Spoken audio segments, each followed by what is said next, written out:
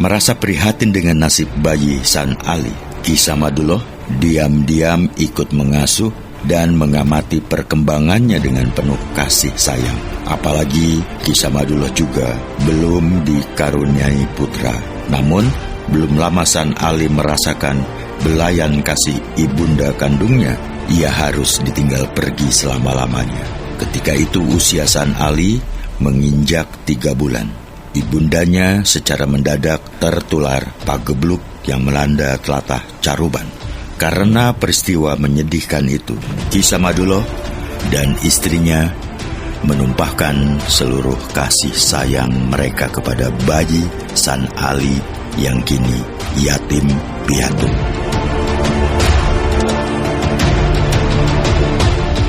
Peristiwa menyedihkan yang menimpa San Ali berkembang menjadi fitnah keji yang membahayakan keselamatan jiwa bayi tanpa dosa itu. Beberapa saat setelah ibundanya meninggal, tersebar berita bahwa bayi berusia 3 bulan itu adalah pangkal dari malapetaka yang bakal menimpa kubu Caruban.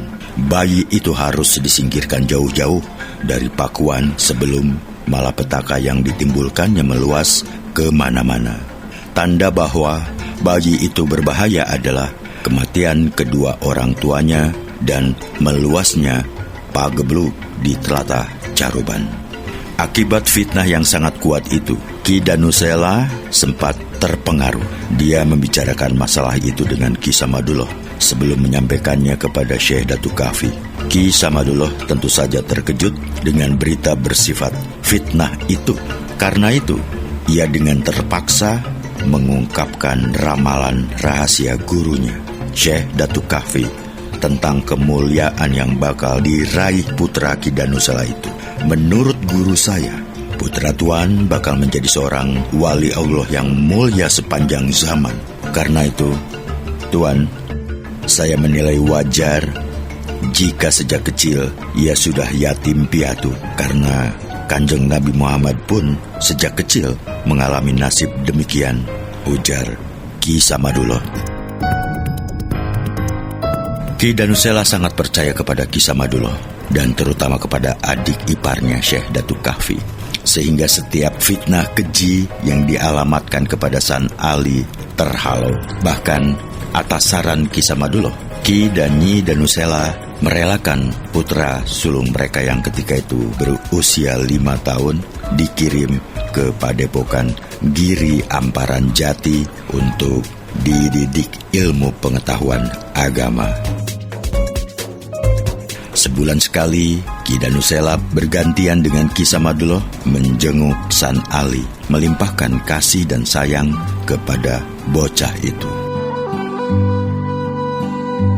Apa yang dikemukakan Ki Samadullah berkenaan dengan ramalan Syekh Datuk Kahfi ternyata terbukti.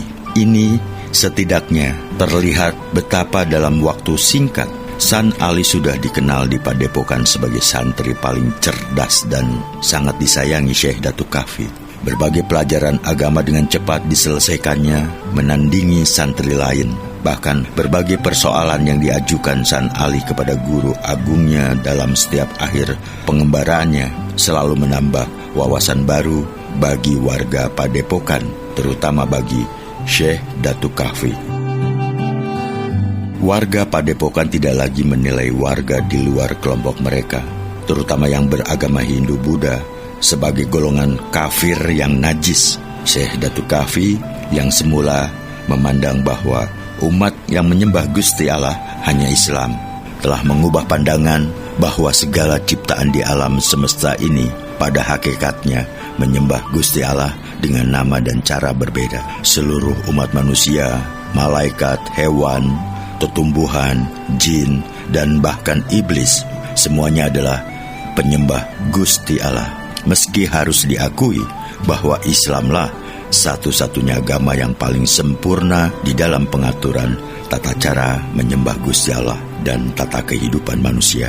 Semua perubahan itu terjadi setelah San Ali dan Syekh Datuk Kahfi berbincang membahas berbagai persoalan hidup.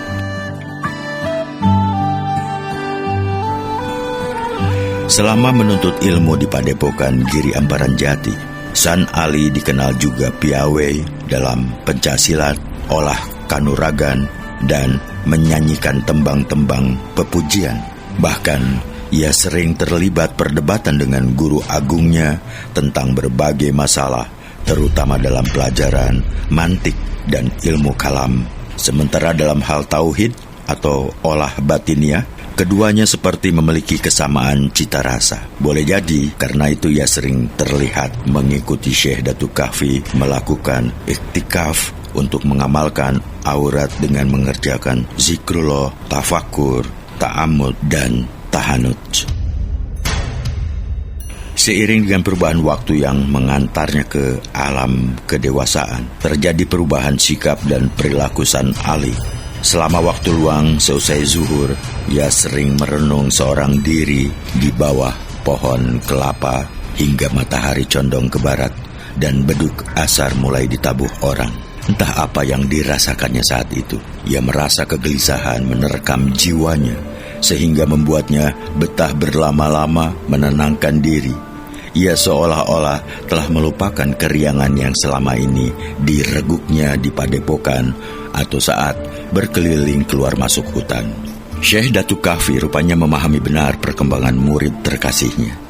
Dia menangkap sasmita jika muridnya itu bakal menjadi guru agung yang jauh melebihi kebesaran dirinya. Murid yang sekaligus saudara sepupunya itu dalam pandangannya adalah samudra pengetahuan yang sedang menuju pasang kemasyhuran jati diri. Karena itu, seluruh ilmu pengetahuan yang dimilikinya sudah diniatkan akan dilimpahkan kepada San Ali tanpa sisa. San Ali sendiri bagikan musafir menegak air laut yang semakin kehausan yang setiap kali menghirup pengetahuan dari gurunya. Sebagai guru agung, Syekh Datuk Kahfi mengetahui secara gaib bahwa San Ali tidak akan menjadi manusia kebanyakan seperti murid yang lain. Walaupun San Ali akan menjadi kuwu menggantikan kedudukan orang tuanya, maka ia tidak akan menjadi kuwu biasa. Ia akan membawa perubahan besar bagi zamannya. Namun, diam-diam Syekh Datuk Kahfi mendapat firasat bahwa San Ali yang dikasihinya itu tidak akan menjadi penguasa duniawi. Ia akan menjadi guru agung termasyhur, penuntun manusia ke jalan ilahi. Sebagai orang yang telah kenyang memakan pahit dan getirnya kehidupan, Syekh Datuk Kahfi merasakan suatu kemestian dari derita pedih yang bakal dialami muridnya. San Ali akan menduduki derajat ruhani sangat tinggi pada zamannya. Syekh Datuk Kahfi diam-diam mendoakan agar muridnya itu senantiasa tabah dan tawakal menghadapi ujian ilahi. Telah termaktub di dalam dalil bahwa siapa yang berderajat ruhani tinggi, maka hidupnya akan senantiasa diterpa ujian berat berupa balak, sebagaimana hal itu dialami para nabi dan wali.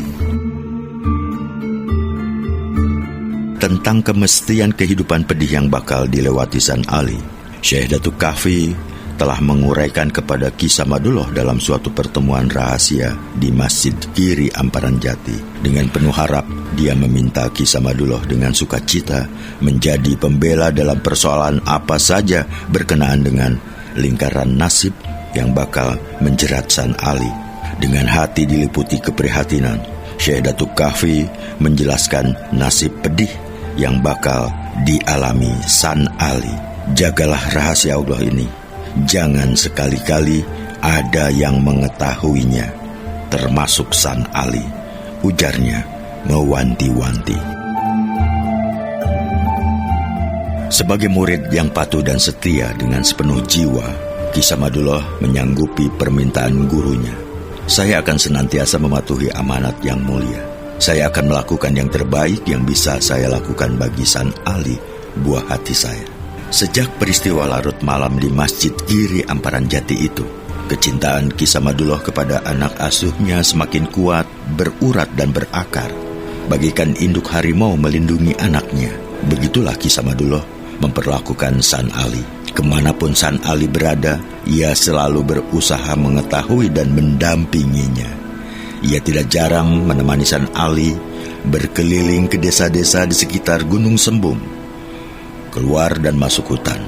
Bahkan karena begitu sering mendampingi San Ali, Ki Samaduloh menjadi sangat dikenal masyarakat sebagai petinggi kerajaan Galuh yang dermawan dan mencintai rakyat. Karena selama bersama San Ali, dia acap kali mengulurkan bantuan kepada mereka yang membutuhkan. San Ali tampaknya merasakan perubahan sikap ayahanda asuh tercintanya. Ia juga merasakan perubahan sikap dari guru agungnya, bahkan sikap ayahanda dan ibundanya. Ujung dari perasaan itu, ia merasa tidak bahagia dengan itu semua. Ia menangkap Sasmita bahwa kecintaan orang-orang di sekitarnya terhadap dirinya tentu ada batas. Cinta mereka bukanlah cinta sejati yang abadi sepanjang masa.